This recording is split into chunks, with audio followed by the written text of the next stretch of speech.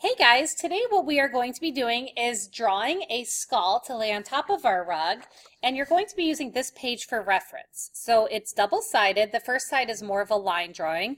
The second side is an actual photograph that'll help us see the lights and the darks of the shadows in the skull. To begin, I'm going to fold my paper in half like a hot dog, and I'm going to write my name in the bottom right corner. This will be cut off, so it's okay that we're writing on the front of the paper. I'm going to start with looking at the line drawing. This will give me a little bit easier look at how to draw this. And the first thing I'm going to do is I'm going to make sure that what I'm drawing is going to be big enough. So I'm going to make this little U or V shape towards the top, maybe 1 or 2 inches from the top, so I have room for the horns.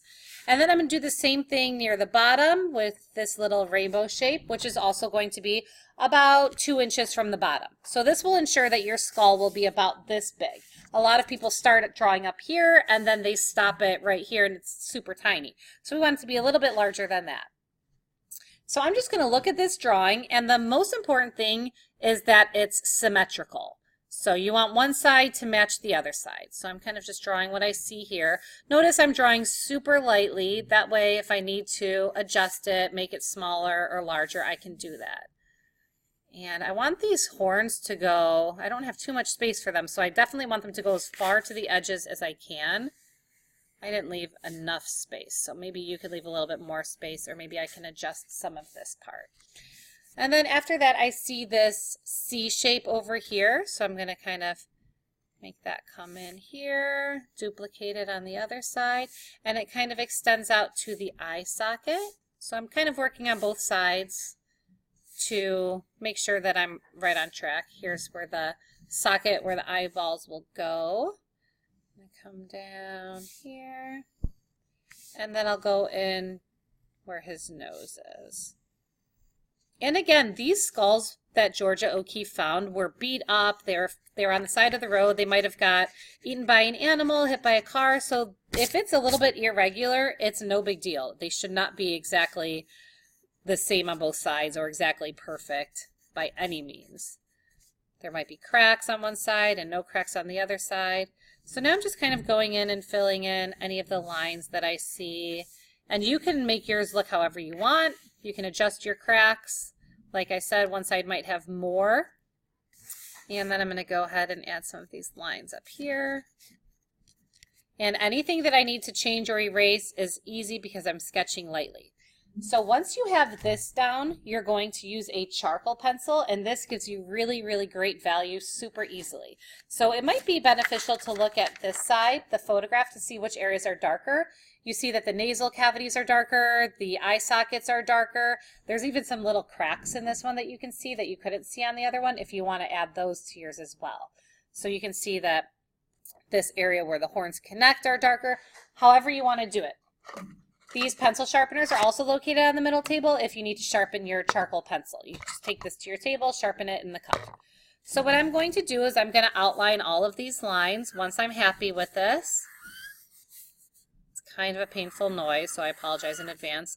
And if you don't end up staying right on the lines, that's fine, because we're going to smudge this a lot, and also this will be cut out. So it's not really the end of the world if you go outside of the line.